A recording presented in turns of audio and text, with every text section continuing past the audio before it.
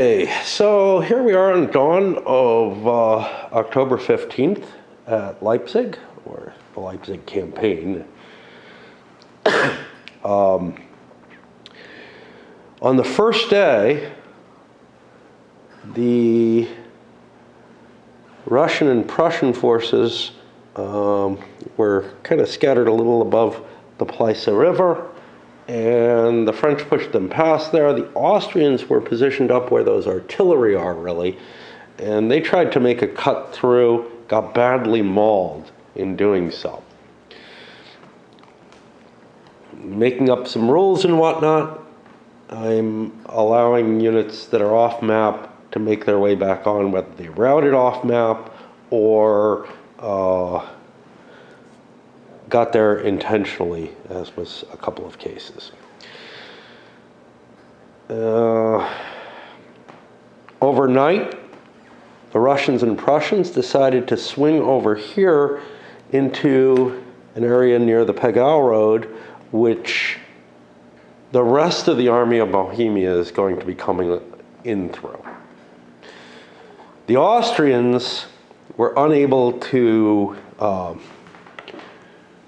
keep their forces in a good enough shape to make that move, even though they were ordered to, and have instead decided to continue their withdrawal.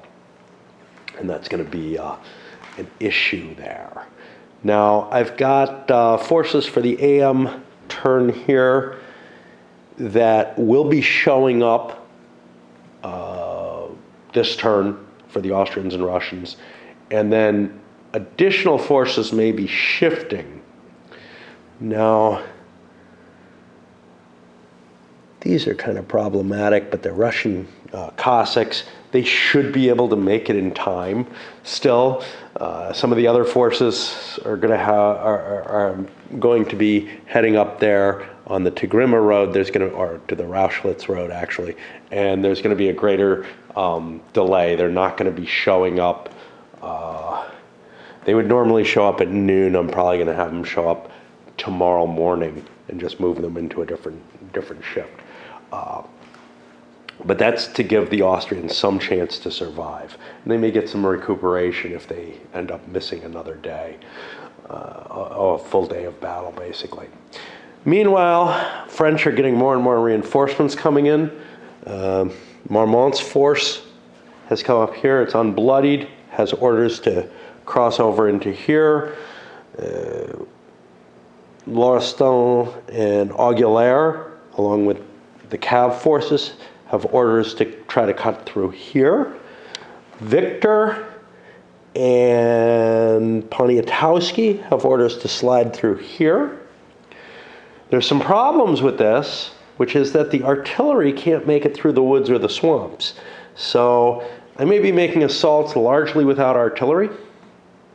Napoleon has gone up to get the Young Guard moving and push them down this road to take this ridge line and help support things, and that'll also open up a way for the artillery to get through. Artillery can also slip through these channels, which is where the Russians and Prussians are pushing them through. That's not a pleasant situation, and it's delaying their advances. We got 2 more Guard Corps coming in here, and we got a bunch of reinforcements coming on this day. Unfortunately for the coalition, who outnumber the French relatively heavily for the whole campaign. They've got like 4 armies, if you want to call them all that. The French have one big one. But the French have a couple of Cav units. There's already a unit of this first Cav that's on the board. I've left it be. I don't know if that was an error on my part, or if it was actually set up that way, supposedly. I'm not going to worry about it. I'm just going to leave it. There are weird things that happen. Screw it.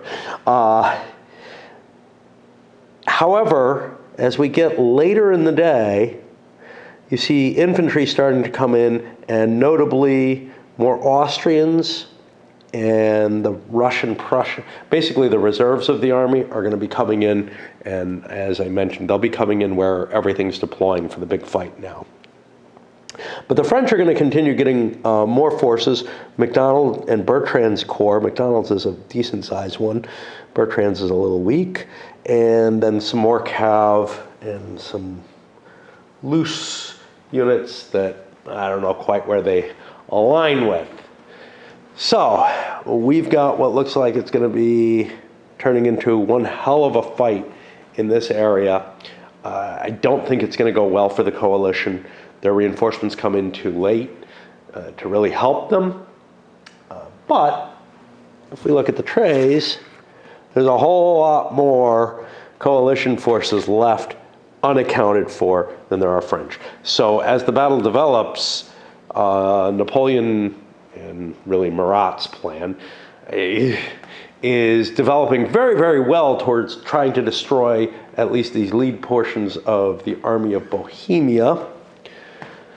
There's quite a bit that hasn't come in from that even, much to say there's also the Army of Silesia, and we've got two more little ones here, the Army of Poland and the Army of the North, which probably combined count as another one of these big armies.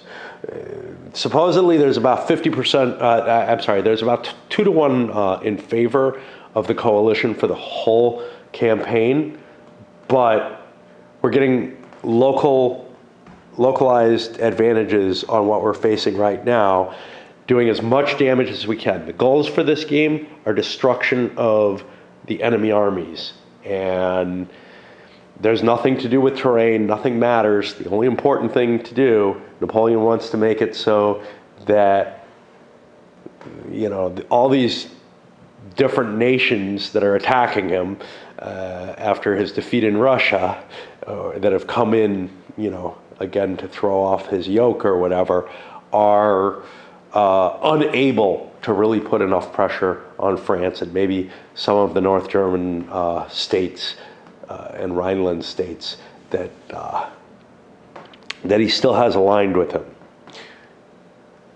If he loses here, it's bad. It gets you to that 1814 battle in France.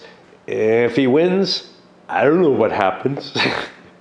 But that's okay. It's just a tactical battle. We're going to do the best that we can to stomp this combined force. There's, you know, we got 3 kings or emperor, 2 emperors and a king present on the battlefield already for the coalition, and of course Napoleon.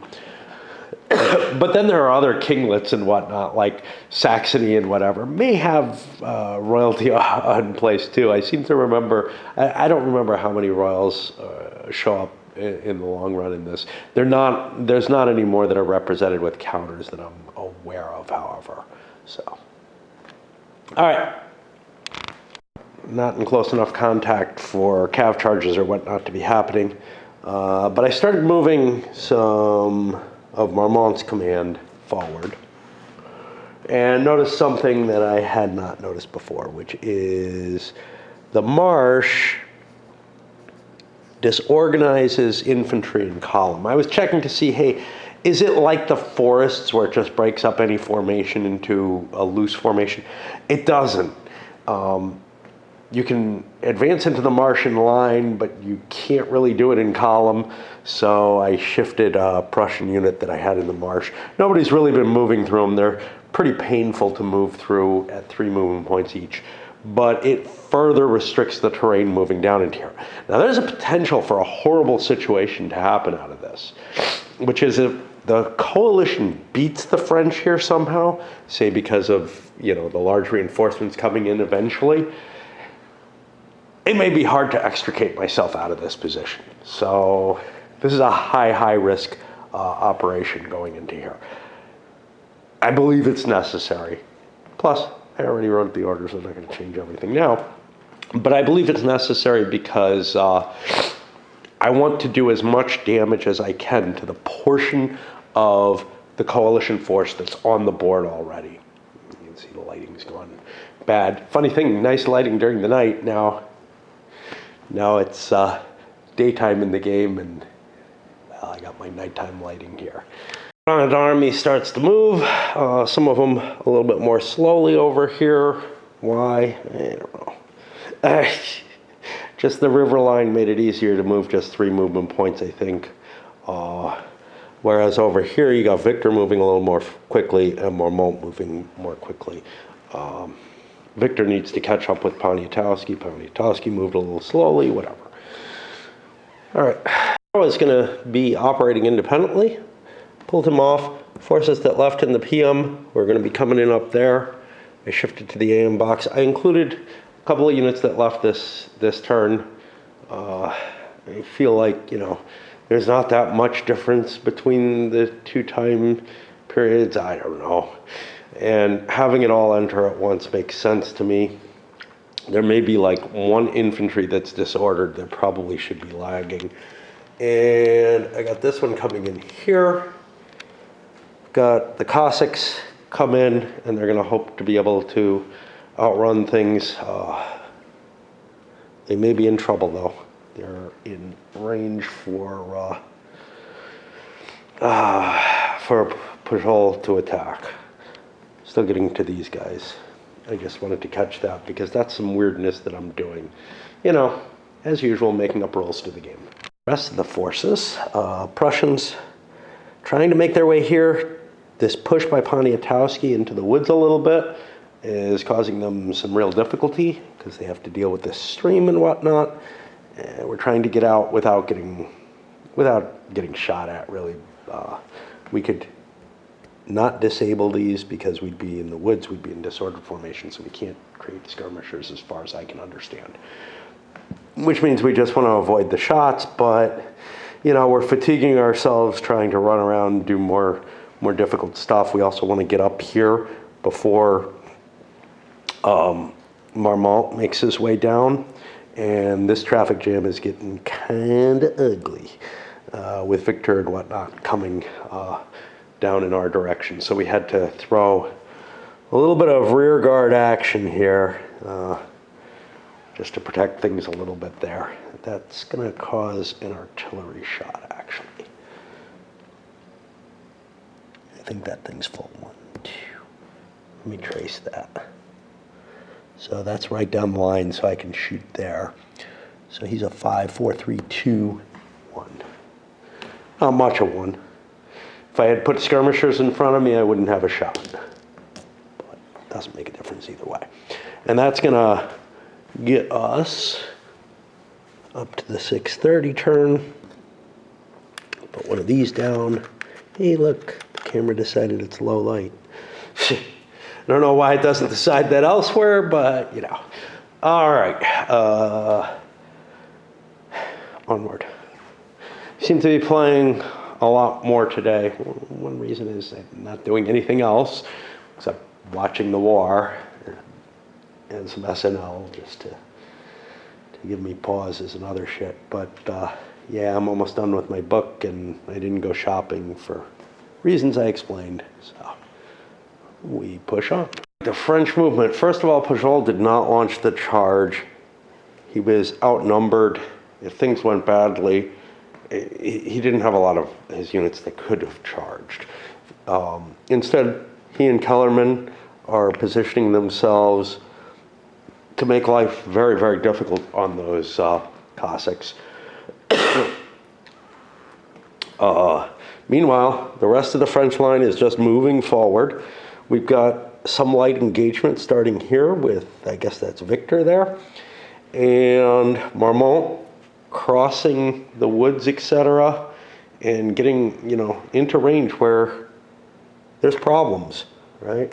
The Cav could charge, but there's stream, there's slopes, there's all kinds of things to make life difficult on them. I think I'm going to have trouble reaching. Certainly, I won't be able to reach my defensive goal, which was here, or even maybe just the ridge line up here, and may find myself fighting on the wrong side of that ridge and in a lot of trouble. These other units of Marmonts are struggling their way through the swamp. That's a painful terrain to travel through.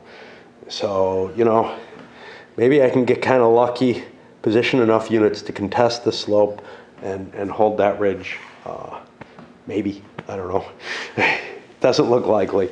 Meanwhile, the guards and the artillery beginning to push their way down. Now, if you remember, geez, which battle was it? I think it was Hanau. The French had a massed artillery battery. There's no rules for that in the game, but they had sort of a command of a lot of detached artillery. The way I'm having to shift these things, I may kind of have to create something like that. I don't know. You know, I don't have a commander for it or anything, so I don't know how reasonable it is. But as an ad hoc force, it could exist. And then, you know, Victor and Poniatowski's artillery, which are involved in this, will... I think I didn't move any of these.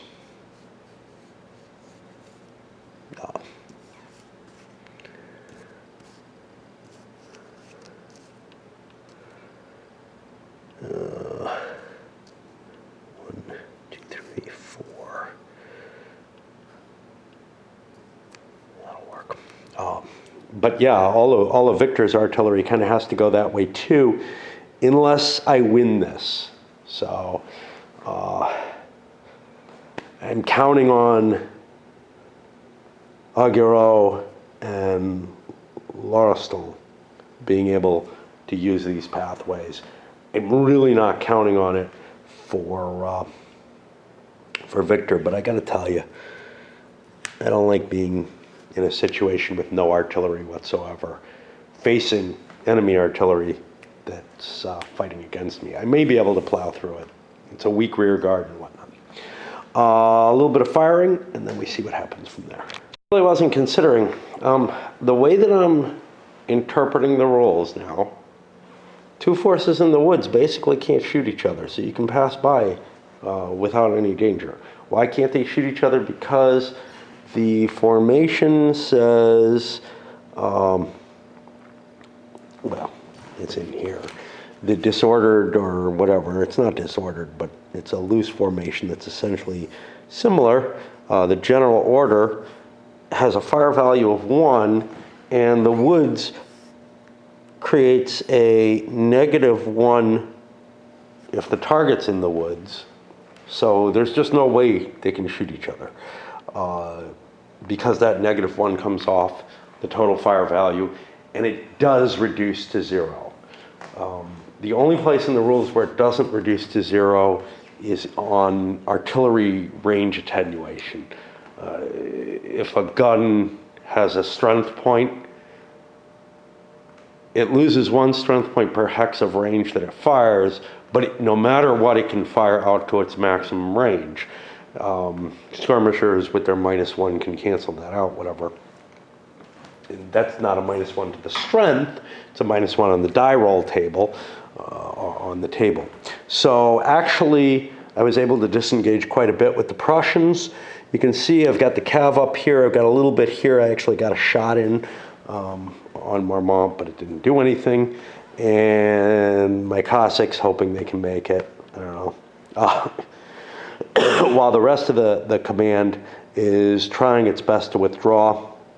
We didn't have fire here because I was able to destroy the skirmishers by unleashing my own skirmishers.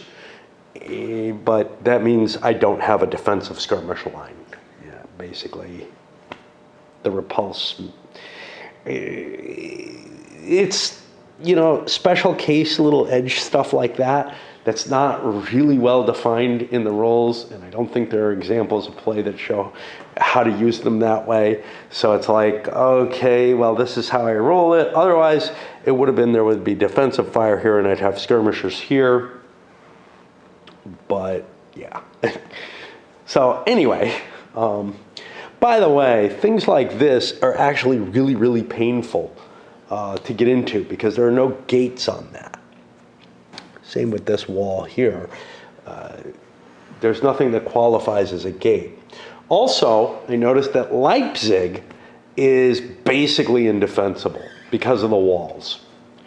It would be pretty shitty without the walls, but you'd have a strength of 1 as long as you're not firing from town space to town space, and firing out through if anybody's firing in, they'd get a -2 to their strength, which probably drops them to a 1 each as well. But the wall adds, and it doesn't work unidirectionally, which is where the problem is here, -2 if fired at through the wall, even with a gate. So it's not like you're putting troops on the wall or getting any kind of defensive benefit, which you would think would be built into those walls. I know they're old walls and everything, but you would think it would be built into them. It's not, and again, if the penalty drops you below 1, you don't have a chart you can fire on, no matter what. Just like if it drops you to 1 and there's a skirmisher in the way, you don't have a chance of hitting. So anyway, I'm not sure if that was the intention, but walled compounds with buildings and forts and whatnot are really horrible places to be. They might be hard to get you out of, though. So for example, if you take a look at the fortified wall on melee, you combine that with the village, well, the attacker is going to be at -3 strength points per unit, so they probably can't attack you and knock you out of there. On the other end, your infantry is going to be full strength, so even if you have a massive ability to attack, you're still going to get the shit beaten out of you because of the penalties on it. So it's really hard to take them, but it is possible to get firepower that can hurt somebody beyond the wall. It's not possible to hurt somebody outside the wall. So they don't appear to be great places. Their morale bonus and whatnot helps, and throw some troops in there and it might be an anchor to your line in the sense that it's just like not the best place to be attacking.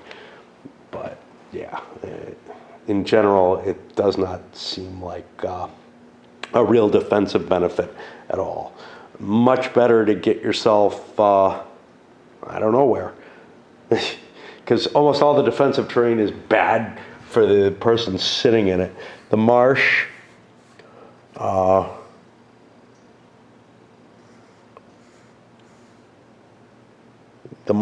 works fine for fire combat, but there's no defensive benefit for it.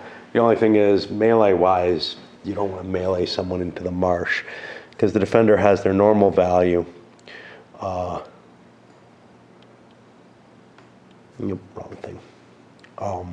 They have their normal column value, which is fine, but the attacker is at -2, which makes almost all units unable to even make an effective attack. Again, because if you drop down to the 0, you have no value. So that puts me to, I guess, what is it, the 7 a.m. turn, and time for another break. Advancing on almost all fronts.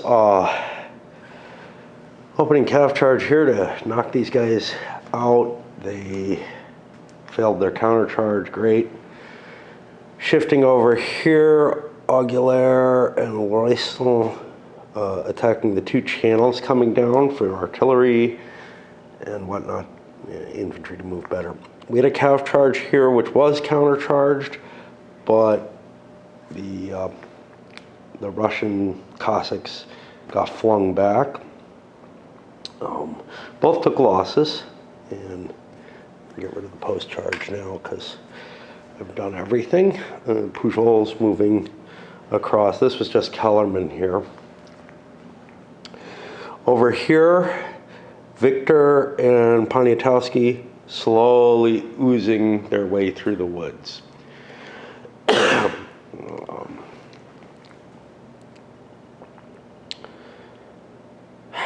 I'm not sure. I may have fatigued him a point to move 1 unit more than 3 and then didn't move the rest, but in which case I fucked up. And everybody should be a little closer, but it's not that big a deal.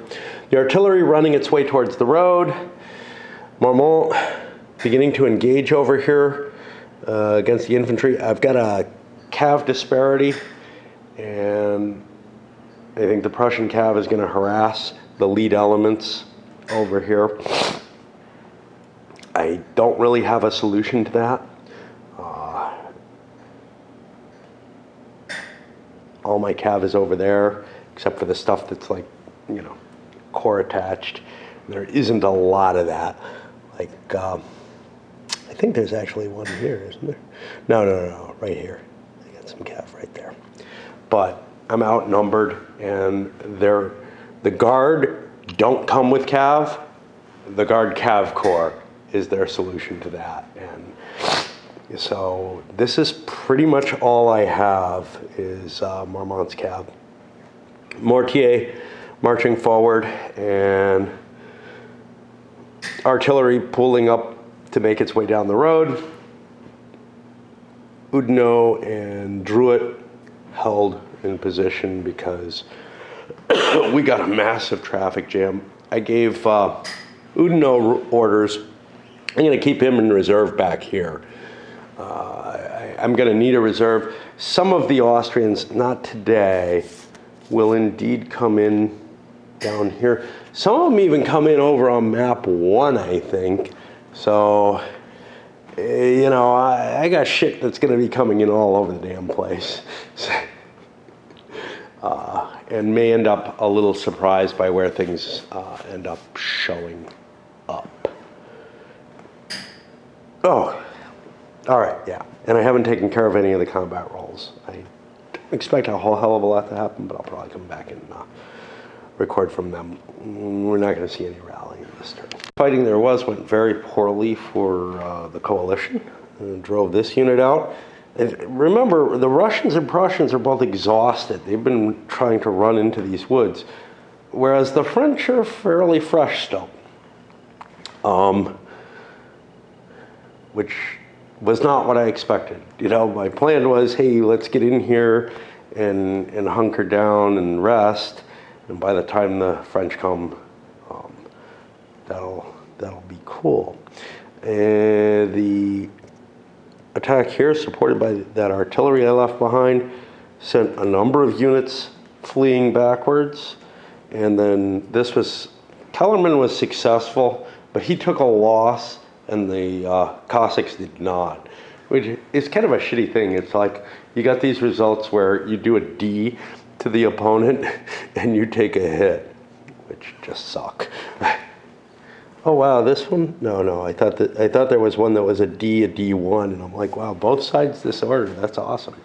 And it would make sense, because honestly, it's one of the things that I'm a little iffy about, is that Cav doesn't sort of have a good chance, if not always, disorder after a charge. I know some games handle it that way. Here, you kind of want to, because you want to blow your cav and get it out of there, and that'll be a lesser disorder. Anyway, like I said, there's no recovery because nobody was hurt yet. So we'll go over to the coalition side. Might be a little, my gaming was very heavy yesterday. It's not going to be that way. Not only do I have work, but I think I'm going to be doing Churchill tomorrow against real people. And somebody tried to ram into my window or something up there. Yeah, I don't want to have another victim. But anyway, I have to prepare for that and probably fiddle around with it a little bit. Like, read the rules today and fiddle around with it a little tomorrow.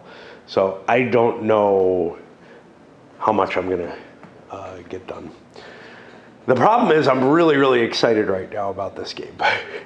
Okay, here on the coalition side, we opened things up with a couple cav charges. One over here, got a couple of squares out of it, ended up charging at the French cav, breaking them. We have heavier cav, Prussian, again, we had the surfeit of cavalry here. But You might want to launch one here. I don't know. See, the problem is, chances are good. I mean, the guards are going to form square. There's no question there. Anyway, created a bunch of squares. Yeah, that slows down the French a little bit, but not much. And then ended up breaking the French cav and blowing our own to get out of there. Over here, the Cossacks did the same thing, and oh boy, did they create a lot of squares. But, you know, and then actually took fire withdrawing from them. But, yeah, and I don't think it's worth trying to launch a charge against these guys. They will only fail on a 12 at the 3 hex range or whatever. So, yeah, it's just not. I slow them down by a movement point, but I blow my cav in order to prevent them from charging into the square. Well, onward. And so after the coalition turn, that pushes us to 7:30. Russians pulling back into a position where we can fight. And did I give? I did not. He moved units far enough to count the whole slew. The Prussians had a unit here and were set up kind of nicely to defend the ridge, but that unit broke and they didn't really get any casualties on the French, even with the square here. This poor thing, this is like some reserve unit. It just doesn't have much in the way of firepower. That doesn't have any. That's cav. Okay. But yeah, the Prussians do not have the kind of firepower that most everyone else has. At least that unit sure doesn't. No, but you look, there's a lot of these with just one firepower. And, you know, it's 4 units, but, or it's it's got 4 steps to it. But just, you know, so it's not just pure frontage here that's being taken into account. It's, other capabilities are definitely in place. And certainly, you know, you have units that go up to a 3 firepower in their line that are the same size. All right. So, French movement here on what? 7:30? Jeez. Yeah, I'm okay. I thought I moved those Oudinot's guard too early. Anyway. Kellerman continues chasing those Cossacks because wiping out units is valuable, and I'm hoping that I can do that. You know, there was an interesting discussion about CNC, command and colors, where wiping out units is a particularly important thing.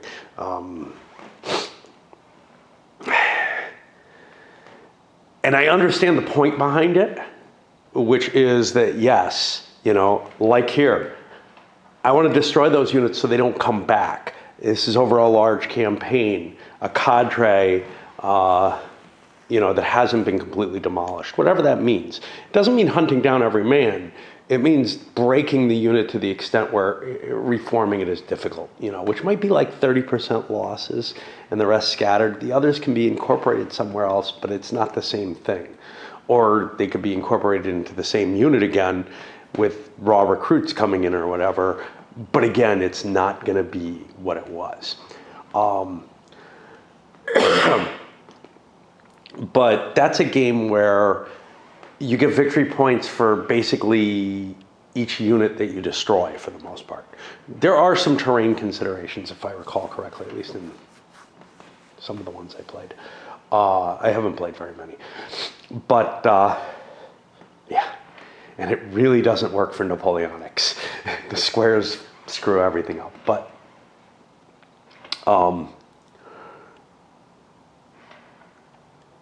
the argument was that what happens with the game is that you run away with your little units, and because they're worth victory points, the enemy would chase them.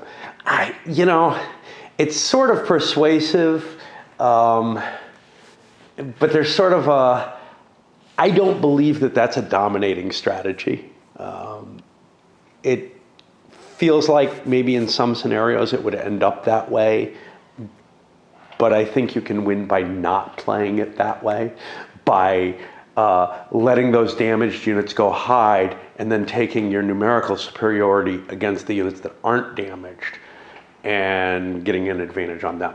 Now, the last couple turns of the game or whatever, as it's petering down, yeah, it's really important to hunt down those last survivors. But anyway, I'm by no means familiar enough with the game. I've played maybe 3 times or whatever. A couple of Civil War and a Napoleonic that I hated. But by no means, can that kind of experience tell against, things. But there are people who like the game and play it regularly, and, you'd think something like that would get on their nerves. And generally they're like, oh, it doesn't happen, So I'm thinking that someone thought they saw a really good strategy in it, and maybe it worked for a couple of times. And then they said, well, this game is broken because of that. Anyway, here I'm doing that. And I feel like it's a little silly, except I've got this roadblock and everything. I can rest Kellerman. So meanwhile, Augureau marching kind of hard, trying to get rid of these. Lauriston, I don't know. Pushing against sort of the rear here. He's going to screw that up. Victor making his way nicely through the forest, but running hard. Poniatowski also running hard to get a flank attack. Just make, the idea here is make sure those Prussians don't get that ridgeline. I want that ridgeline. I want control of it. And Marmont has also pushed in hard, keeping units in square, moving towards the cav. Didn't actually have to do it that way. Might have actually been able to get, no, because I'd be in square and not have any movement points left, yeah. But able to bring up some of the artillery that's trickling through to drive them off the ridge. We got the guards coming up, just long line of replacement, of additional reinforcements heading this way, and the artillery. And my feeling is I'm going to destroy the army of Bohemia here. That's not the game. I got to destroy all 4 allied armies to win, but I'm not sure. What you do with kind of intermediate levels, like. And then there's the option, there's an optional scenario where Napoleon's goal is to get off the map, which is like, yeah, well, that would be pretty fucking easy at this point in the game. I don't know if it applies to the Grand Campaign, but one of the what ifs is, hey, what if Napoleon just said, I've done enough, let me get out of here. And, if things look bad enough, I may take that and consider that sort of a draw as opposed to something else, because I think it's a reasonable option to take if the numbers start looking bad. But I don't know. If you remember, like, my 7 days only went like 3 days, or maybe it went into the 4th, but it didn't go very long at all. Now I got to roll up all these combats, though, and there's quite a bit going on at this point. The game has gotten complicated again in terms of, like, taking lots of time and mechanical actions. My way through, I'm kind of questioning why the Prussians would ever deploy in line. I'm doing it because it's what seems appropriate, but if you look at these units, 1 firepower, 2 melee, exactly the same as they have in column. Why not have the mobility? I mean, and actually better facing opportunities and all kind of other stuff. That feels inaccurate to me. that really feels inaccurate. And now this one, that's Cav. That's Cav. Yeah, I don't know why the Prussians suck so bad there. The French firing blew the shit out of this thing, giving it huge amounts of firepower, got a morale check while it routed. Great. Oh, I didn't route it very far, though. That was 1, 2, 3, 4, 5, I guess. 6, 7, 9, 10, 11. You can see I'm running it this way. It didn't come on the map from anywhere, which is one of the problems. But I think the way that I'm reading this is correct, which is lines of communication. Each Allied army has its own line of communication. This is the road with an S where the army enters the map. Well, these I'm not sure there's any entrance to for this army. I know the army enters down here, so maybe we should have been falling back in this direction all along. Maybe I screwed things up. But the way things were positioned, I saw those as reasonable exit spaces for the army. I honestly don't know how to read that, but I was just like, well, these guys are near there, these guys are near there, that's where they'll withdraw to. I think the only legitimate way to read it would be they would be going out through these spaces because of that apostrophe S. The thing is, I wasn't aware of which roads the army of Bohemia, which is what was on the map, came in on. And what it looked like was they would have retreats in those directions. And I think those are valid retreats, to tell you the truth. So it's just a matter of, I think by a strict reading of the rules, that would not be their line of communication. They couldn't have routed that way. Anyway, it's okay. They're coming back on, and they're probably in a worse place because of it. So, because, yeah, otherwise I would have been falling back this way with everybody anyway. Have any recovery for the French? I don't know if they have anything demoralized, actually. Yeah, they do, but it just happened last turn. Kellerman destroyed the Cav here. You can see, busted through this area. Did a lot of damage to that Prussian line. It's gone, I mean, there's some Cav up there, but that's really it. I chose not to launch a melee here. I don't know. That thing might be hurt, it might not. No. So it's actually stronger than these two units. At 4 steps in column, it would have a strength of 2, but because they're coming uphill, so that would be an 8. These guys would have been 7 at 1 each. So the French are not terrible. I mean, I'm in line, but I don't think that matters much. No. They're not terribly good at the melee combat, which again, some of the things in this game feel funny to me. Like the Prussian units wanting to be in column all the time, as far as I can tell.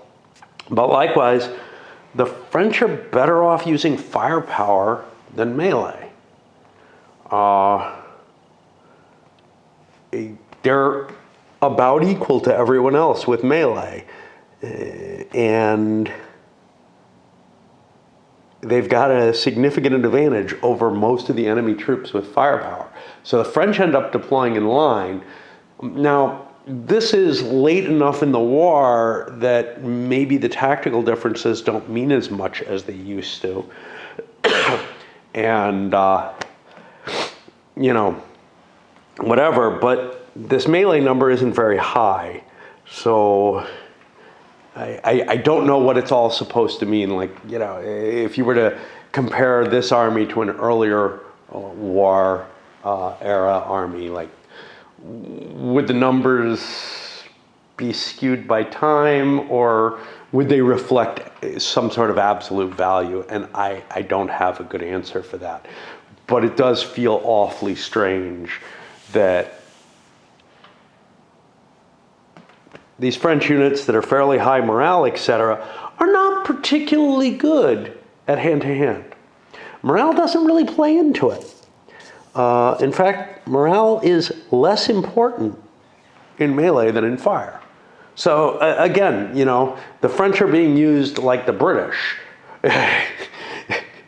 String out in lines and use firepower as much as you can. And the British are just great at that, honestly, in Waterloo and whatnot. But it does feel kind of odd to me that it works great with the way I like to play, but it also enforces the way I like to play, which does not feel historical to me. It feels to me that the French tended to rush into that melee situation a little bit more often, and the values just do not support that. Advancing in square didn't terribly help me. I don't know, this thing could try to charge, it could see what it scares up. Or no matter what it does, it's going to face artillery fire trying to get out of there. All right, enough babbling there. That's going to put us on the Austrian side, and or on the coalition side. I leave the Austrian dice up there. I don't know why they didn't get removed before. I'm in kind of a weird situation because I'm supposed to game tomorrow. I think I've talked about that already. But like, I had this totally random possible number of players to begin with when I sent the first email out. And I got a couple of, you know, hard no's, and that's cool. And eventually I coaxed a couple of hard yeses. Okay, that's good.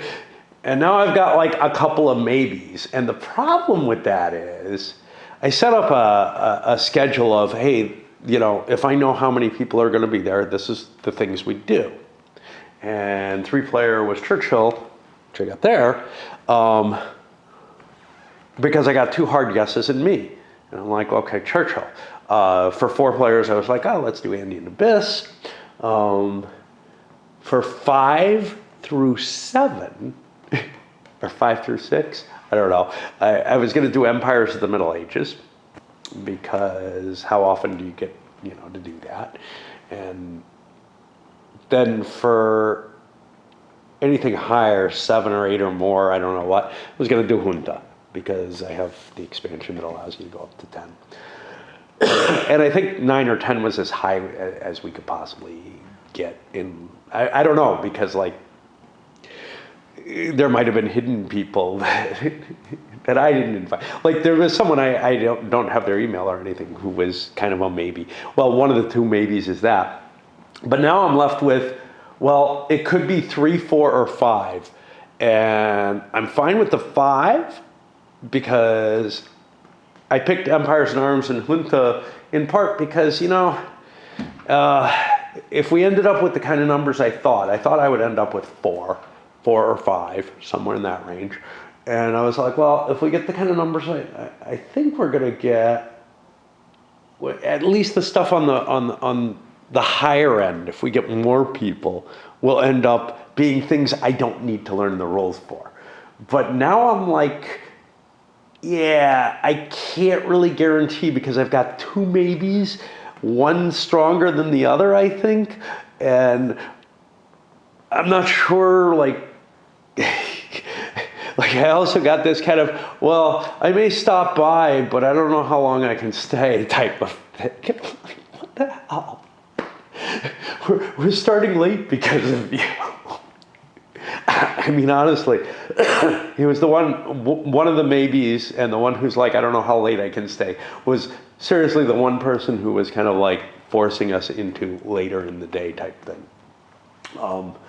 And this was the earliest he could do. And so I'm like, I don't fucking know what to do. I really don't. I figure, so I completely scrapped my plans. I'm going to read Churchill, which is why I'm not going to be able to play as much because I'm going to prepare for a game that we're probably not going to be able to play because I'll probably not have 3 people. But then I'm going to have, let's say we have 4 or 5. I can't read Churchill and Indian Abyss. And Empires of the Middle Ages is probably too long. You know, the scenario that's good in 5 is a fairly long one. And some people, and I suspect we will have a couple of those in this group, might be people who have a hard time grasping the game. Like, it's such a fast game when you just know what you're doing in it, once you kind of get it.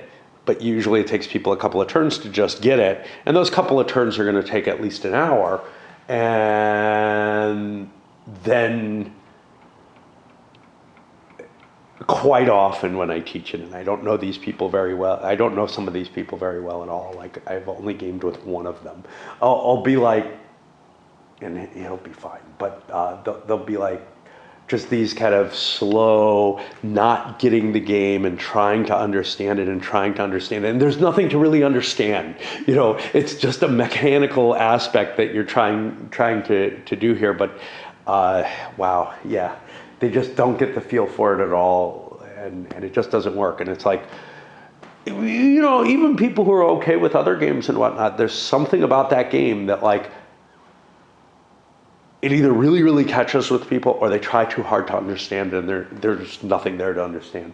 So I switched to, like, well, if I have 4 or 5, which I think is the maximum I can get now, let's just do fucking Dune, which, I mean, I like Dune, but I don't know. Anyway, rant off or something. But I kind of wanted to squeeze in one more turn before I do that. Of course, I also kind of like the idea of sitting outside and reading. I put my lamp, the outside lights that I have here, they both burned out. That one way too soon. Like, I replaced them both when I moved in, but this one just went, and it's been about 5 years on that one. That one went after like a year and a half or something. And these are like lights that are never on, you know, and are supposed to be these long-lasting things. And yeah, so that way people have a chance to see my place or something, because it's really poorly lit otherwise. Anyhow, just a little bit about the events of my life and how I try to avoid doing anything useful. Like, I really have to do my taxes, of course, and I have to get stuff to my lawyer, and la la la la la, and I gotta get my sink fixed, and some year I have to get my roof cleaned before it falls in on me. I don't know, just so much shit that, like, and other stuff too. I mean, my porch is beginning to fall apart and everything. It's not been my idea of an easy year is one where I'm not troubled by anything, where it all, you know, taxes are bad enough. That kills about a quarter or more of my year in panic and frustration. It's kind of not doing it this year because I got so much other shit that's backed up too that it's just kind of like, fuck, I don't care about anything. Having an overview of the campaign, like a lot of games will with the historical stuff, it's not really in this, but instead each scenario has some description to it. So I started peeking through those to see, hey, how am I doing according to that? Well, October 14th, like I told you, Marat had orders not to attack. The Schwarzenberg and the Bohemian army had orders to kind of reconnaissance and force. And basically, these 3 villages, the French kind of start with all of them.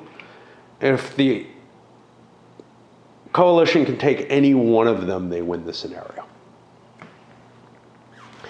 And the French have a restriction where they can't move, I think, at all, except for the Cav, until coalition forces get near them, which could be really weird. 3 hexes or something. You could actually really misplay that. Let's see. The French infantry cannot move toward the enemy. Okay, so they can move.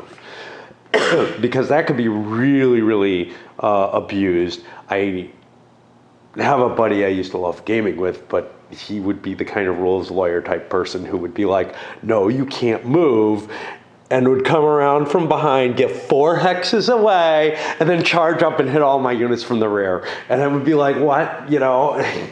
And I try to explain there's no reason this would happen, and he'd be like, well, there must be a reason, otherwise it wouldn't have been written that way. No. So then I read on to this, and I'm like, the fight opposing Marmont and Blucher is one of the most renowned episodes of the battle. Okay, that sounds exciting. I don't remember Blucher coming on. Yeah, he doesn't. There's nothing on October 15th. So this whole, not only was the first day where the French have a numerical advantage wasted, and honestly, the coalition could probably pretty easily take a village, even with numerical inferiority, if they're willing to, if losses don't matter, and it doesn't in that scenario. But then, yeah, this is actually, I looked where the reinforcements come in, and I'm like, they come in during turn 7 to 11 a.m.? What the hell? I didn't realize it was the next day after, yeah. So we're seeing such a more aggressive stance by Napoleon here to just defeat the enemy in detail, at least early on, in terms of like, let's wipe out the army of Bohemia, and then we'll get to those other armies. And that's how Napoleon would have operated, right? You know, when he was younger. By this point, his ability to do things like that had really, really decreased greatly. So for the coalition turn, trying to withdraw the Russians here, this guy provided some cover, but he's not in a great position now. Some definite danger to getting flanked and whatnot. At least it's a lot of nasty terrain. Over here, cav charges by the Prussians. Hey, I liked them. This one was too close. They couldn't square for that. So I hit this guy. This one made a chance, and a bunch of things squared, but not the artillery. I chose not to try that. So I'm going to run the guns, man. And I threw the king and Kleist into play there. I'm kind of going all or nothing, trying to screw this situation up worse than it is, because I can't see how I can hold out against the forces that I'm facing. I feel like the strategic flexibility, or whatever, operational, grand tactical, that this game allows gives something that's not Leipzig. You know, even if I hadn't launched the assaults up there and had tried to follow that first turn situation, the coalition would have probed, because they historically did if I was following it. And we may well have ended up in this kind of situation, because the numbers are just so big in favor of Napoleon. So I don't know. Anyway, time to do some defensive fire and see what comes of it. Oh, we had a route off the map. Just created a new off-board section. Incredibly well for the coalition. Let me get to them in a moment, because we get this before I forget. Okay. Yeah, fiddle. But I tend to forget otherwise. So not much over here, but the Prussian fire did a pretty good job. The cav did take some hits from the French fire, but their charges, those were big cav units. Those were both initially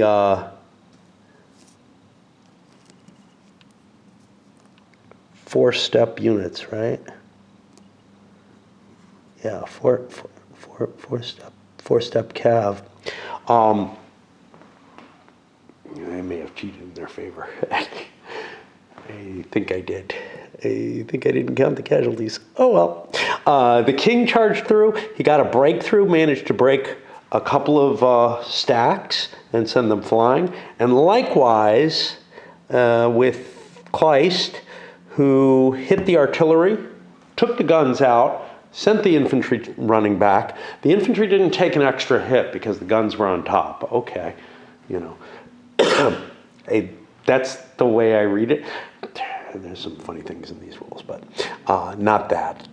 And also, so what we've got is a broken unit of the Young Guard there, and we also chased these guys out. I blew my cav, taking some opportunity fire from the squares as I ran back through them.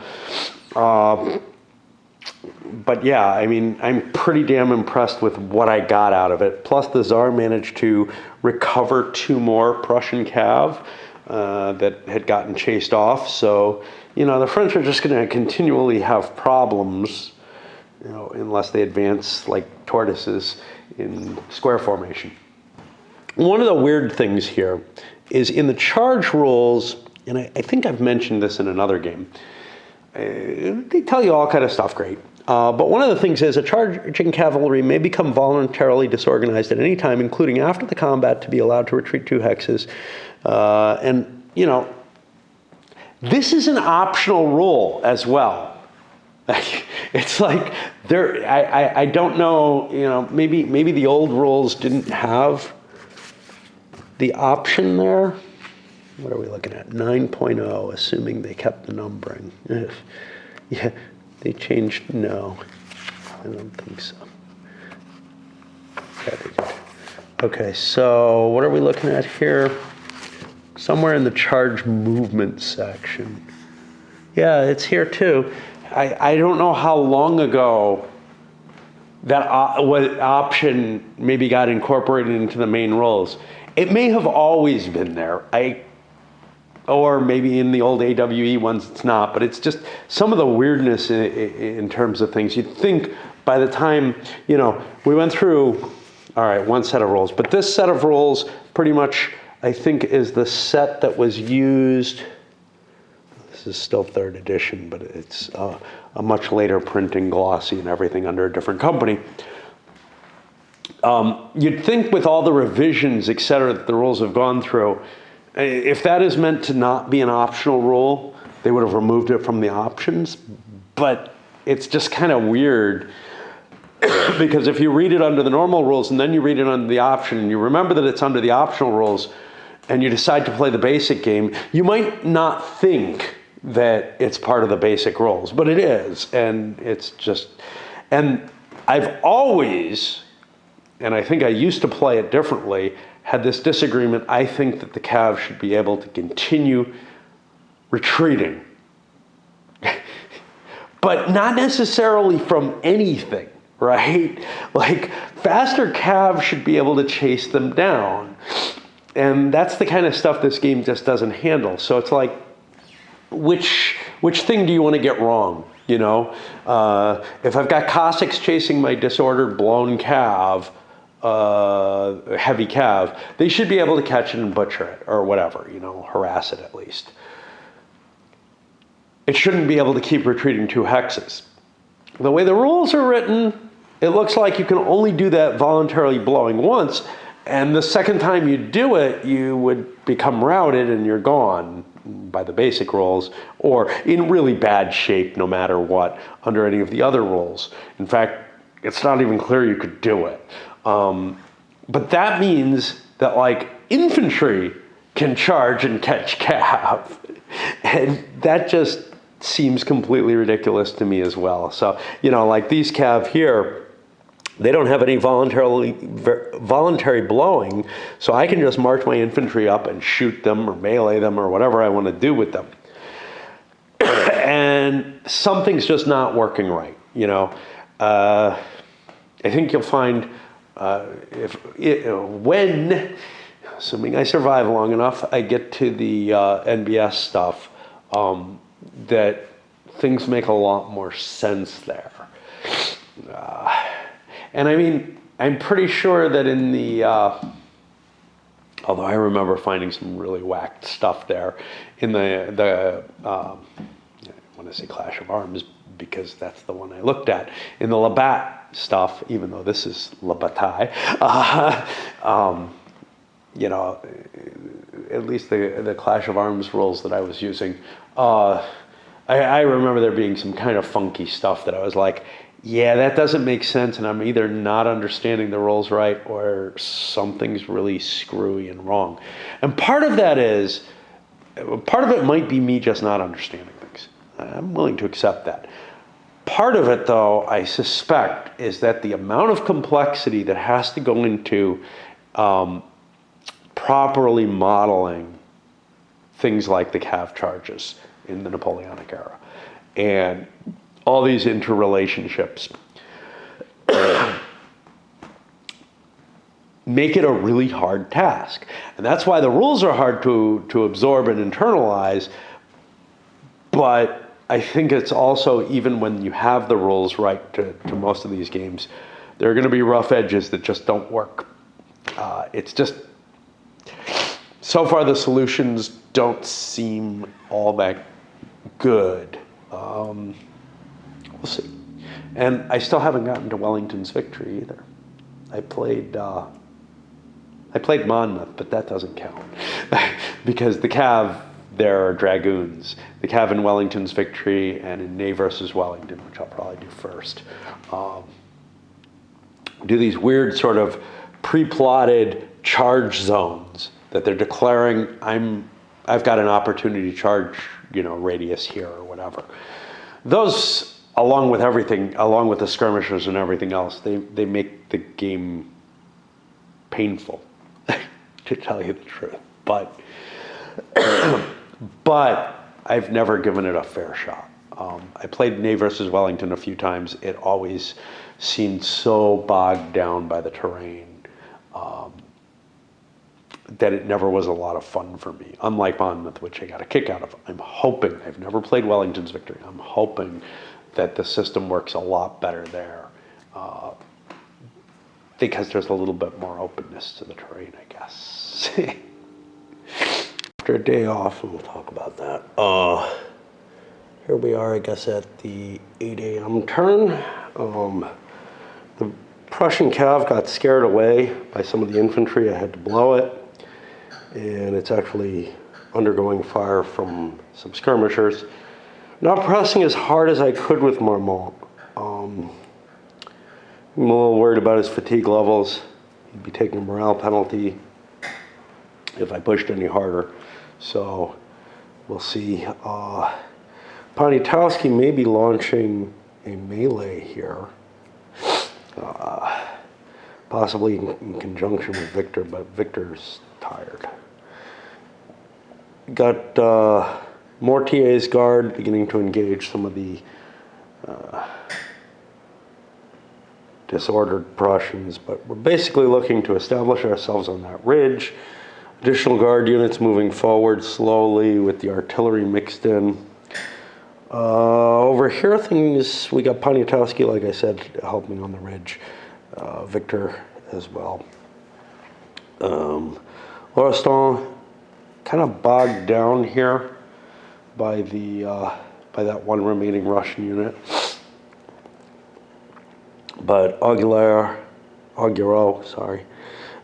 is pushing through his gap and actually managed to unlimber some guns that can help there. About yesterday.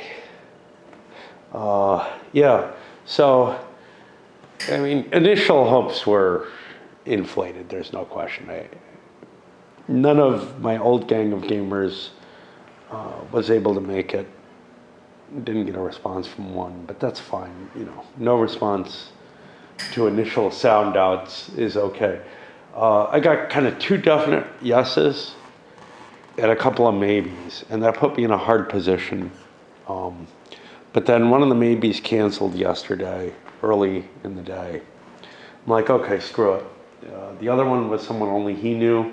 Tell that guy not to come. That'll be weird. Plus, it'll let me focus only one possible game. Doing in 4 would have been shitty. So I was down to Churchill, which as I was fiddling around with, I'm like, yeah, there's no way new players are going to be able to get through a game of Churchill over the whole day, over the course of whatever limited time we have. But okay, it'll give us, my feeling was it'll give us a chance to get to know each other over some gaming if we want to continue it, whatever. I heard nothing from either of them, and neither one showed up. One of them's been to my house before. So, actually a couple of times. So he kind of knows where it is. So my lack of instructions on how to get here would not have completely stymied him. The other one maybe, but again, I would have expected sort of a, hey, I tried, but I couldn't find it, and it's getting late and whatever. Just nothing so far today either. And it's just like, okay. I checked back my emails several times to see. I gave the address, I gave the time, all kind of stuff like that. I just, there comes a point where you just start giving up. And fate, since for a long fucking time in my life, there's just been no sense of gaming is going to happen at my house anymore, either here or in Phoenix or anywhere. And I don't know, maybe in a year or so I'll try again. Who knows? I mean, I made attempts earlier as well, but they were always, the game store was more attractive to other people, but now it's got some negatives to it. It's no longer the same kind of place it was. So I thought establishing here would be useful, especially since, I got this huge place. I'm all alone in it. Yeah, no one else is going to be bothered, right? Anyway, we'll get to the fire combat and whatnot. Okay, so finished up the French side of the turn. A lot of firepower. I can see gaped a hole over here. Got one here. We got units that routed through and took disordered, ran through, took additional fire, were routed. Here, I got my first leader loss check of the game. It didn't happen. It's very hard to get 2 casualties on someone at once. And then I considered a melee. Well, I looked at it, and it's like a 1 strength point cavalry unit. It's probably going to get shot trying to leave the area. And dissolved because I'm going to be firing on the maximal table. And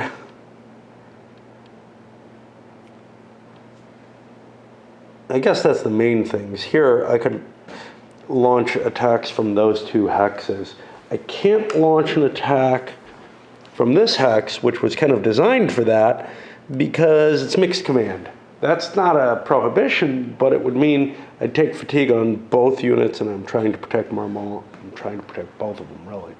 And it's just like, yeah, it's not worth doing a melee against a small force, because the fatigue levels that the whole corps will assume based on that.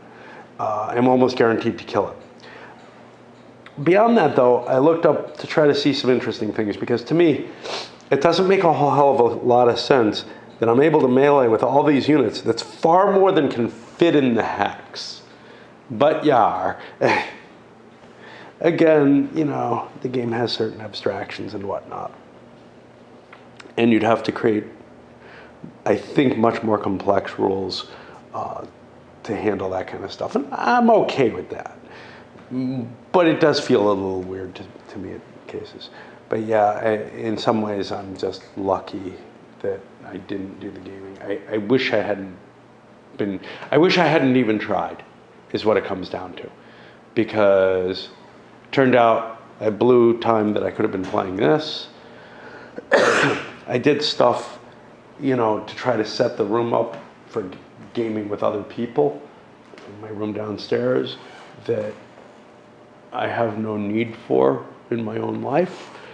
And I went pacing outside because that's what I do.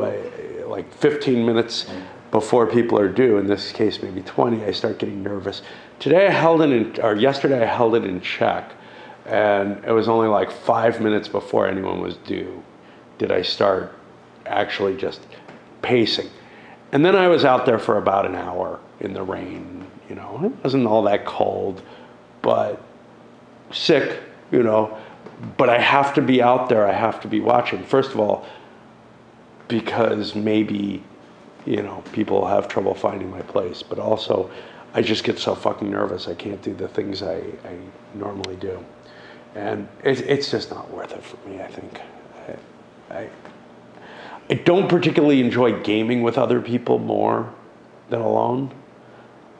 It's something I miss. You know, it's like, well, I may love hot dogs more than any other food, but that doesn't mean that I don't occasionally want to have a ham sandwich. It's more the other way around, but yeah, I mean, I can do without. Being sick and work, having a hard time getting any playtime in. Anyway, mainly the being sick. I mean, I'm used to working, but I'm having trouble getting work done too.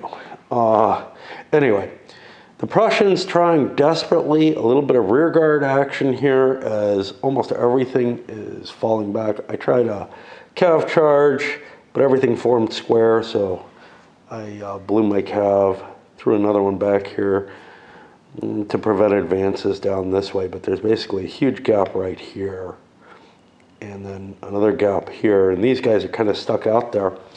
I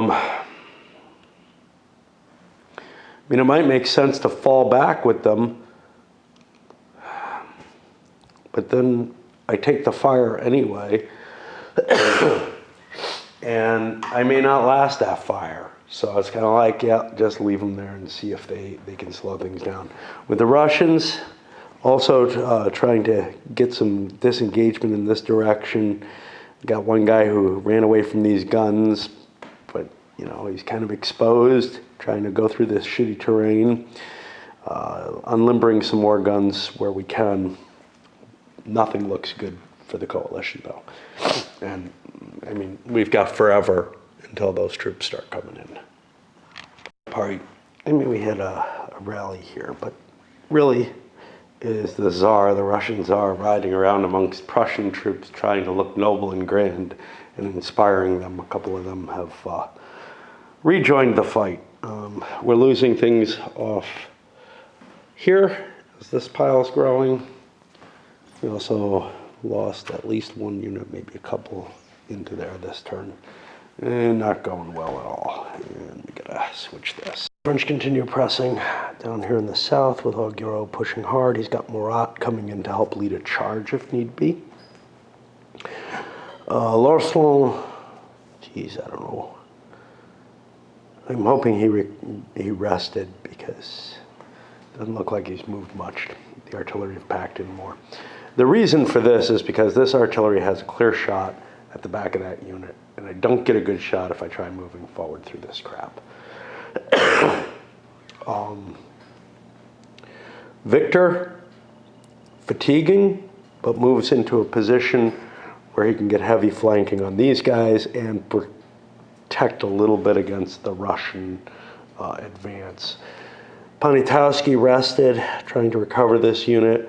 Got Napoleon actually trying to recover units. Everything back here is trying to rally. Marmont continued pushing on, but a little bit less exuberantly than he had been. Basically getting to the point where I'm close to fatigue. Unlike Augureau, I've decided to slow that down. It would do me better to rest, but I want to hold the ridgeline before I do so. And be a good target for artillery, I guess. I don't know. Which, of course, prevents me from getting the full benefit of rest, so we'll have to continue charging with someone. Mortier actually rested. I saw no real reason to spend movement points chasing down this side, and His orders are kind of support Marmot, so since he's gotten his nose ahead, that's okay, which meant Druitt rested for his 1 point, and Oudinot kind of making his way slowly down the road, trying not to fatigue himself at all. Okay, this shouldn't have been able to attack, actually, because the penalty for stream is -1, the penalty for slope is -1. It's okay, all I got was a morale check anyway. But I forgot to throw in one of the units from this stack because I thought I had artillery there or something, I don't know. Anyway, it ended up being a wash there.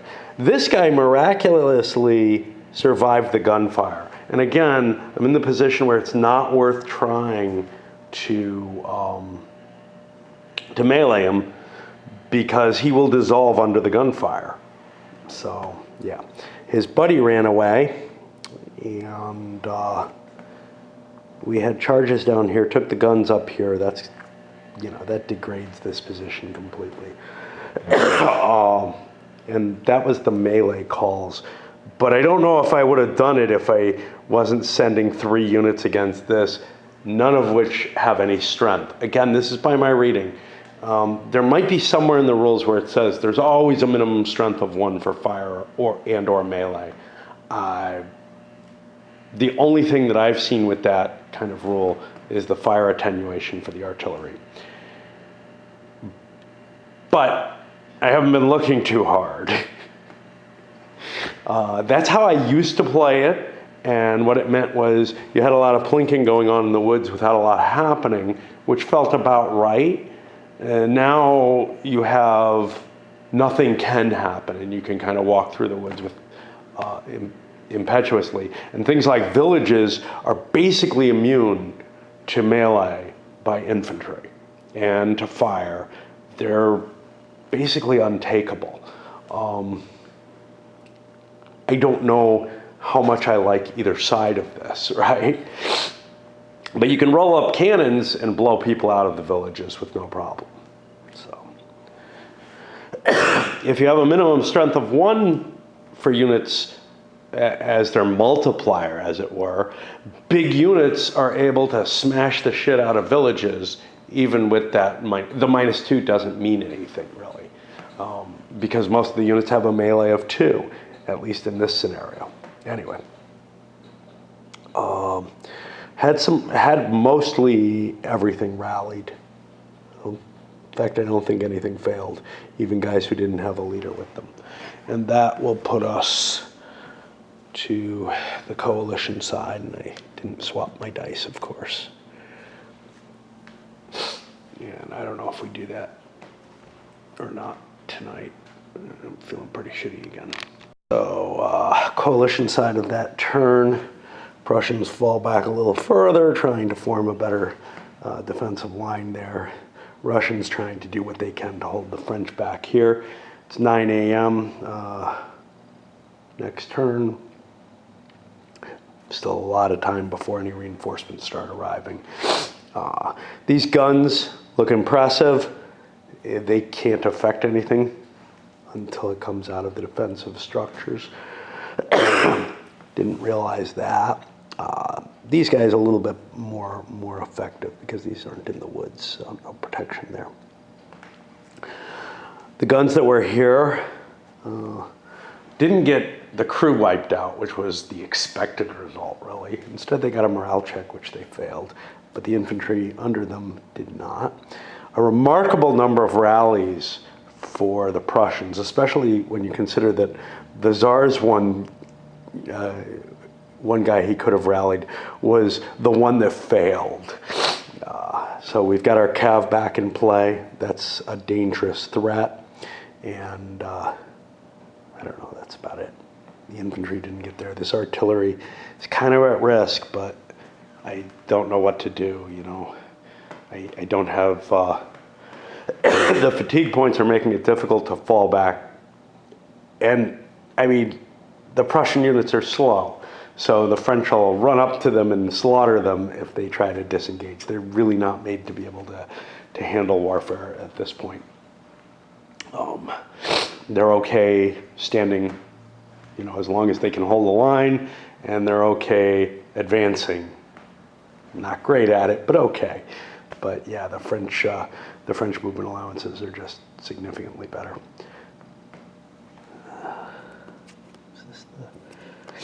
There was something. Oh yeah, the movement allowance is the only reason you want it's the only reason you want to be in column. All right.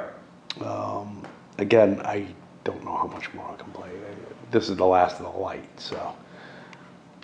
So moving into the 9 a.m. turn, we brought Nansudi on the board with his cav, which clearly is not going to come down here. I got more than enough focused on this sector.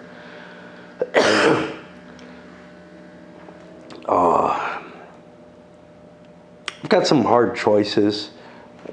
Guys like Victor, Marmont,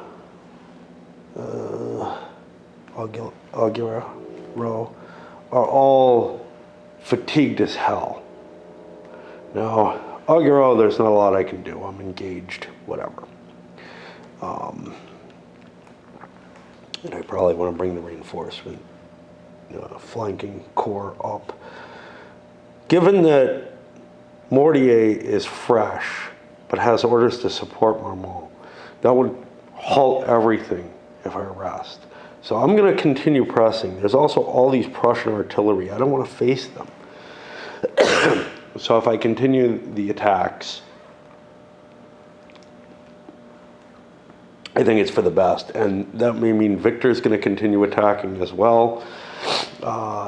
Again, there's some danger of these artillery, but if I do attack, but it does look like I want to keep pressing here, even though I'm fatigued. And I achieved my main objective, and I would love to keep going. Now let me make sure that I'm legitimate to do so. Let's see. Yeah, 6th Corps. Advance to take Rabinets and Ridgeline. Well, is this Rabinets? Huh. Well, I think I'm being forced to stop. So, I guess the advance will not continue. And I can't even continue it on initiative because it's still got a 1-turn delay in this game. I don't like that. Initiative is sort of a bonus in NBS in that I didn't send the orders, but I can keep pushing. Here, no, got to regroup. Recovering from this illness, I took a couple hours PTO to take a nap, and then while there was still daylight, I had no desire to do anything. This is what I got. I pulled the coalition turn off, a little bit of pulling back. Here, recovering. Fair number of disorder recoveries, actually. Prussians looking in much better shape. The Tsar managing to get a couple of units there. But the numbers are going to overwhelm me. The only question was whether I would be better off charging forward with the French, but my orders don't really allow it. So that decision was pretty much made for me. We had a route through happening here, or disorder through, or whatever, that caused additional traffic jam problems because things are cluttered enough. Still without good orders along this line. Deploying here. Got Nansudi moving over there. I know I sound like shit right now. I don't know what's going on. Overall, I feel a little better than I have.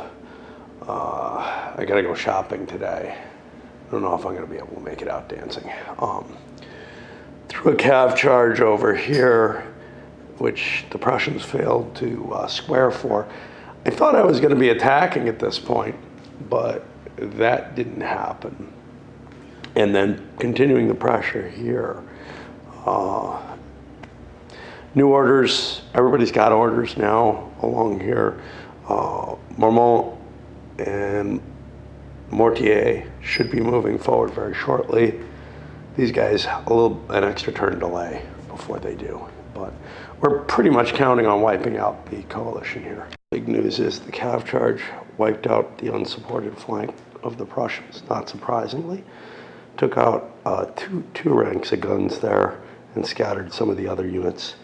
I gotta remember this guy.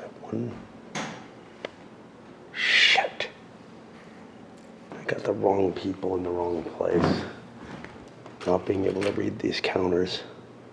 Okay, this says 197 front and back.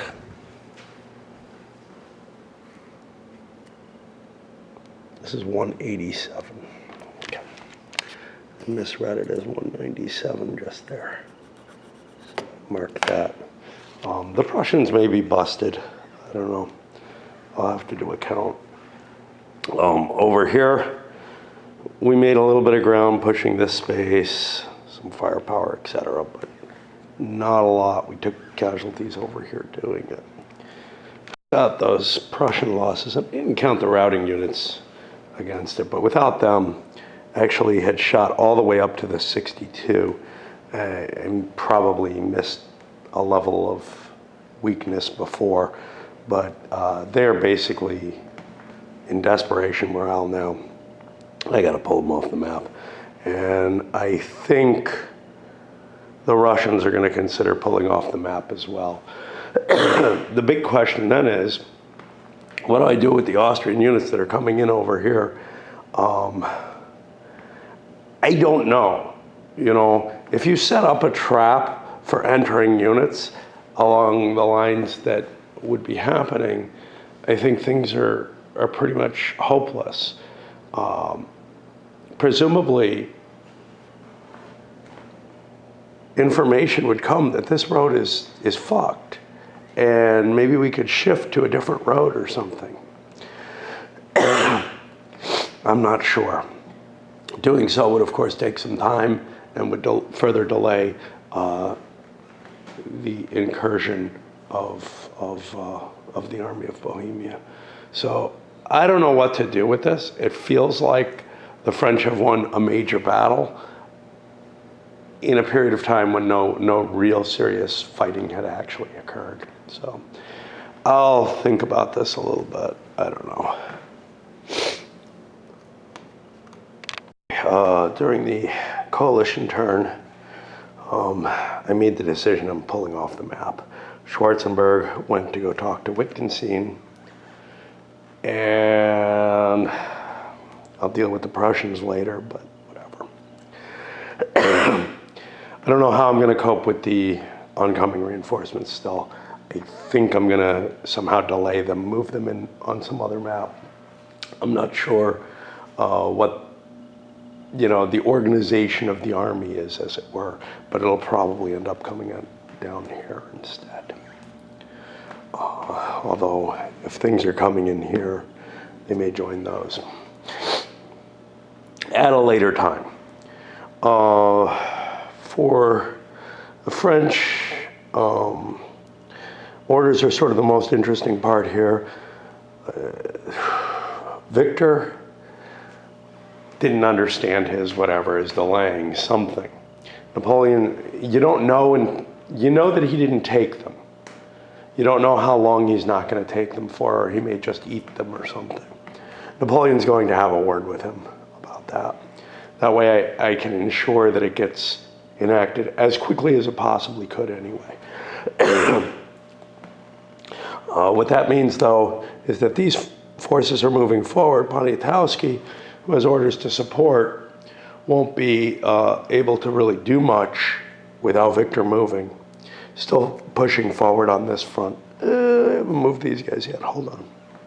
Close enough. The problem that I see with this is the common boundaries issue that almost any tactical game faces. The edge of the map in this case. Sometimes it's boundaries around the time limit. You can play around with those. You can say, well, look, the battle didn't really get started as early as it should have. The armies aren't as worn out. Let's extend it another day, something like that. But here, we have a situation where Napoleon has defeated these lead elements of the Army of Bohemia. And any reasonable attempt to destroy the coalition forces would probably be pursuing these, end up somewhere, down here or whatever, fighting a combined army of these remnants and the army that would be coming on anyway. It's very hard to come up with some kind of justification for Napoleon saying, okay, good enough, we've defeated this, let's pull back. For one thing, I have to figure out why Napoleon's fighting at Leipzig. And I'm going to do a little bit of looking into that and try to justify some reason and for him standing here further rather than falling back. He's dealt a severe blow. If I'm limited to the map, if I can't pursue, which is the case, I don't have further map, then I'm forced into this position where what I'm going to be doing is perhaps pulling back into a position to face the next coalition force, try to defeat them in detail if they're all converging on this location, and I still know that. For that to work, I think I'm going to have to use intelligence as to where things are coming on and whatnot.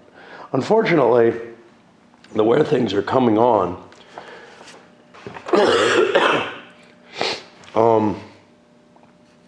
in October 15th, they're all coming on at Pegau, and that's going to be delayed because I'm not bringing them in there. Next, we're looking at Altenburg for some Russians, not many units, and more coming in through Pegau, some stuff coming in early in the morning up on map 1 from Magdeburg and Halle. I think that'll be Army of Silesia coming in from that direction. Let me see.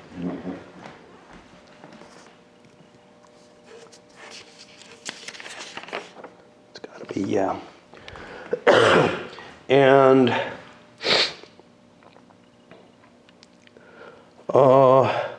Erfurt, map 7. That's going to be here. Now, again, I definitely would have pulled my forces down this way. Is it reasonable for me to argue, I think I've dealt a big enough blow to the Army of Bohemia, now I swing around and face the Army of Silesia, leaving some rear guard back here? Maybe. I don't know. I'm really left with this, geez, I just don't know what I'm facing, I can see an argument for why Napoleon would stay anchored near Leipzig, even with this defeated force retreating and a chance to destroy the Army of Bohemia in other terrain. First of all, in that other terrain, the Army of Bohemia would be on the defensive, which obviously gives them an advantage. But more importantly, I looked at discussions on Napoleon's plans and why Leipzig. And part of it is because it basically segments the field into several different sections that he could concentrate on one force and then move forces to another sector more quickly and thus defeat the enemy in detail in a way that would be difficult if he left that line. He's got a lot of reinforcements coming in. His whole army is not here. And if we look, well, most of it will be by the end of the day, we're pulling stuff from the north still, falling back from the Army of the North. And then we look here, yeah, map 2, map 1. So we've got a lot of forces back here and might be stretching things too much to pursue the Bohemian army. I could assume, perhaps, definitely incorrectly, that this hit on the Bohemian army is enough to leave it stunned so that I can turn and face either the Silesian or Northern Army. Army of Poland is very small, so we're not too worried about that particularly. But at least a little bit of hand waving lets me understand where maybe I leave a bit of a garrison here or something. Continue to cautiously advance on the Army of Bohemia remnants here. Udno setting up his defensive line. He'll probably sit there for quite some time. I don't see much reason for him to move from there. Meanwhile, Druet is beginning to build his own line on the ridge line. Good chance I'll leave the old guard there.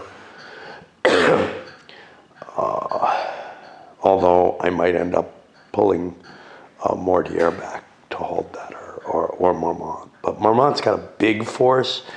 The problem is it's not as high a quality, but I prefer not to throw the guard into assaults, even if the game doesn't actually provide anything about that. In this case, I feel like I am destroying the forces that are on the board, so it's completely legitimate for the guard to be involved in this attack. Over here again, also cautiously moving forward. Took out the artillery here, the infantry here, took out the artillery here, but wary of these Russian cav, although most of them are Cossacks. And of course the Prussian cav, which is actually dangerous, because I'm having a hard time getting my own cav up to try to cancel them out. These guys are in range that they can, but this has been such a traffic jam that it's hard. And yeah, you know, sure, it's only Cossacks, but if you're moving forward and you get countercharged, which can happen at 2 hexes, you have no chance to form square. Whereas if I'm standing there and the Russian cav charges straight up, I get at least a chance to form square. And it's a fairly good one. I've got some high morale units at the top. Or, you know, hey, you want to charge my guns? Fine, you know. And that'll bring it to the coalition side. Yeah, so I ended up going shopping and dancing yesterday. And, you know, other than the sound you hear in my throat, I'm definitely recovering. I don't know what's going on with this. It just, I can't seem to get it clear. To extricate the Russians, see, the Prussians are almost all off the board anyway. They don't have their orders enacted yet, but the attempt to extricate the Russians has resulted in one shot against one rearguard cavalry from some artillery. I think at a 1 in 6 chance of getting a hit. It got it. It disordered it. That caused some collateral retreats. And that happened to push them over the limit. Actually, they probably were over it already. It's so hard to keep track of when to check that. But there's just no easy way except by counting, by remembering to count units all the time, you know. So that caused some additional retreats, and basically this is turning into more and more an unorganized rout. Now, that may not be a terrible thing for the Russians. It's getting their units off the map quicker, and that's actually what they want to do. Under the standard rules, this would be a terrible thing. Those units would just be destroyed. Napoleon probably would have won Leipzig by these actions on the first 2 days before the real fighting of the battle historically even happened. Seriously. I mean, a good chunk of the Army of Bohemia would just be destroyed. As it stands, these forces are off the board, routed. They will be able to come back in the way I'm running this, and I don't know, they'll be able to recover, once they're back on the board, whatever, they'll be able to slowly recover. They may not be very functional for the first couple days they're on the board, but this is still a long battle. I've got 4 more days left. If they can recuperate for a couple of days in the back lines and then come back on as an additional wave, that could be quite effective. It's not that hard using, and again, maybe the rules don't work in this long a campaign, but using the troops reintegration rules. Now, there's a bunch of units dead. So I'm not that disturbed by the idea of what's left on the board being a reintegration of some of those dead units, stragglers, along with, it's not like everything's a casualty. Actual casualty rates were not all that high. However, destruction of forces happened when there were desertions and troops becoming so disorganized they couldn't keep together. So a couple of days of reorganization could easily get you. What we're talking about is about half the forces back, because a lot of them are destroyed. Of course, creates this weird sort of maybe ahistorical, make sure you chase units down until you kill them, which I'm going to get some opportunities to do here. But given all the abstractions in the system, again, I'm willing to take those, as opposed to like the NBS system, which, and CWB for that matter, which tracks casualties and stragglers separately, and you only get the stragglers back. Now the French will try to destroy what remains of the Russian corps under Wittgenstein.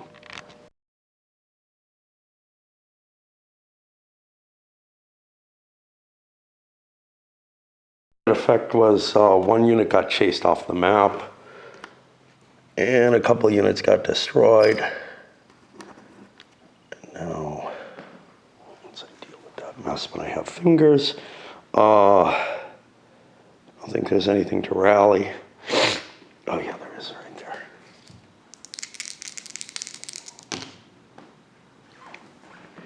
Well, that caused problems.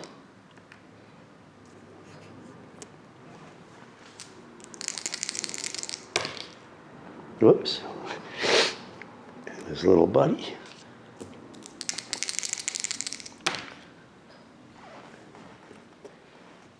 They flee. It's a 3. And yeah.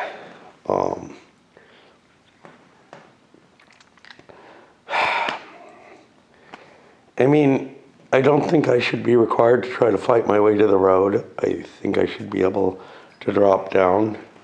In some ways, I feel like that should further harm the withdrawing forces, but I don't know, how to account for that in any reasonable sort of way.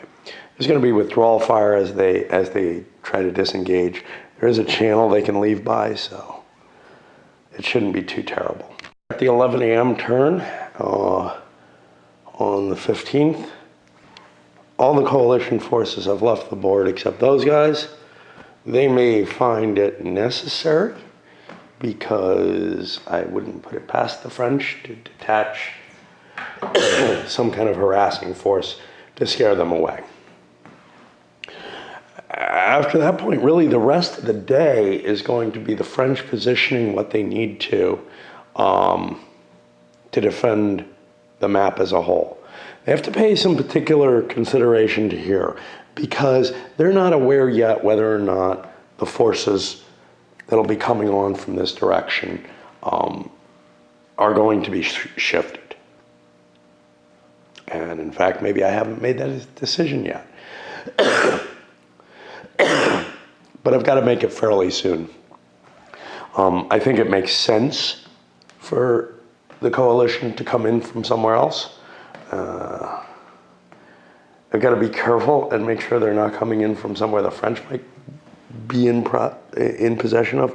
I don't remember who owns this. I think that's coalition forces coming in there. I know something comes in from Erfurt, So I got to kind of look at the map and think a little bit about things like that. But otherwise, this is pretty much probably the end of fighting on the 15th. Now, historically, there was almost no fighting on the 15th. There's no scenarios for it. There was nothing significant enough to deal with. The battles on the 14th were relatively limited. So in 2 days that Napoleon kind of let go by, I've dealt pretty significant blows to the Army of Bohemia. Not without cost. You can take a quick look, there's some units lost there. But I certainly caused a whole lot more casualties than I took. The Army of Bohemia is going to be re-entering wounded. 3 of their corps are going to be in more painful shape than you would want them to be. On top of that,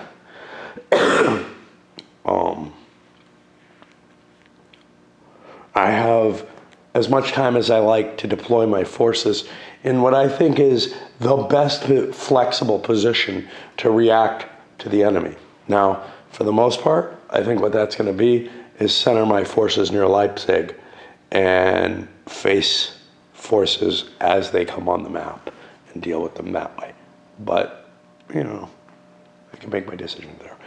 As usual, or as I've been doing with this set, I'm going to try to give a recap of what's happened so far at the beginning of each video.